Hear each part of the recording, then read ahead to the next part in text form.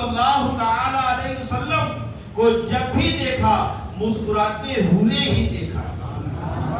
تبسم فرمانا میرے نبی کی سنت ہے، تبسم فرمانا ہم سب کے آقا و مولا جناب احمد مصطفیٰ محمد الرسول اللہ صلی اللہ تعالی علیہ وآلہ وسلم کی پیاری سنت ہے۔ لہذا ہمیں بھی چاہیے کہ ہم تبسم کیا کریں، ہم مسکرایا کریں، اور مسکرانے سے لوگوں کے دل جیتے جا سکتے ہیں۔ لہذا ہمیں مسکرانا چاہیے۔ اور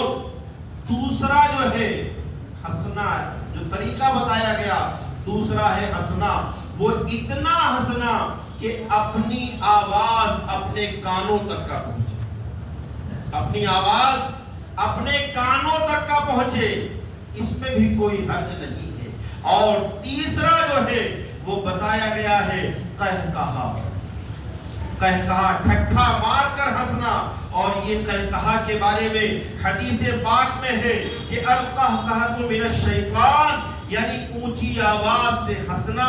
شیطان کی طرف سے ہے، اونچی آواز سے ہنسنا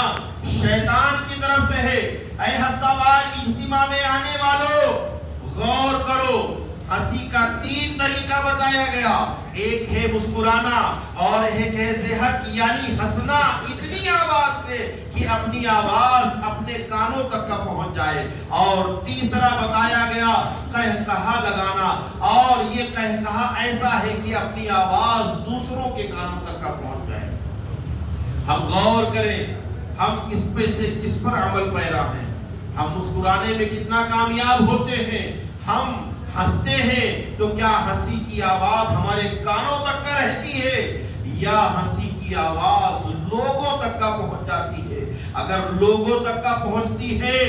تو یہ عادت اچھی نہیں ہے۔ ہم نے جیسا کہ حضرت زیاد عنبری رحمت اللہ تعالی علیہ کے واقعے سے ہم نے سنا کہ آپ کوئی خوش گپیاں لگانے کے لیے نہیں بیٹھے تھے، بلکہ سوئے اتفاق اس کو کہیں گے کہ آپ کی محفل لگی ہوئی تھی اور آپ کی محفل میں گفت و شنید ہو رہی تھی، اسی درمیان کوئی ایسا موقع آ گیا ہوگا جس پر ہنسی کا معاملہ ہوا ہوگا، اور ہنسی میں آپ کی آواز اتنی نکل گئی کہ دوسروں تک کا چلی گئی، اور آپ زاروں کے تار رونے لگے، اور زاروں کے تار رونے لگے، یہاں تک کہ محفل برخاست ہو گئی۔ اور پھر دوسرے دن لوگ جب جمع ہوئے، لوگوں نے وجہ پوچھی، آپ نے وجہ بتائی، اور اس کے بعد پھر آپ کے اوپر ایک کیفیت تاری ہوئی، اور پھر آپ رونے لگے۔ عزیزان گرامی وقار،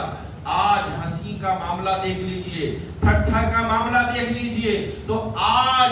اگر اس کو کہا جائے تو بیجا نہ ہو کہ ہر گھر میں لوگ کوئی نہ کوئی ہنسی مذاق کرنے والا ہوتا ہے، جس کو کامیڈین بھی کہا جاتا ہے، ایسی ایسی بات کہتے ہیں، ایسا ایسا انداز اپناتے ہیں کہ لوگوں کو ہنسایا جاتا ہے۔ آج باقاعدہ لوگوں کو ہنسانے کے لیے، لوگوں کو جو ہے یاد خدا یاد مصطفیٰ سے دور کرنے کے لیے نہ جانے کیسی کیسی محفلیں منعقد کی جاتی ہے، اور بدقسمتی سے تو یہ ہے کہ آج کا انسان اگر کہیں تنہا بیٹھا ہو تو موبائل اس کے ہاتھ میں ہے، اور موبائل کی نحوست اتنی ہے کہ وہ موبائل میں جو ہے ایسے مناظر دیکھا کرتا ہے، ایسے جو ہے ڈرامے دیکھا کرتا ہے جس میں ہنسی کے فوارے چھوٹتے ہیں۔ وہ تنہا بیٹھ کر بھی جو ہے ٹھٹھا لگا رہا ہے، قہقہا لگا رہا ہے، اور اللہ و رسول کی نافرمانی میں کہیں نہ کہیں وہ ملوث ہو جا رہا ہے۔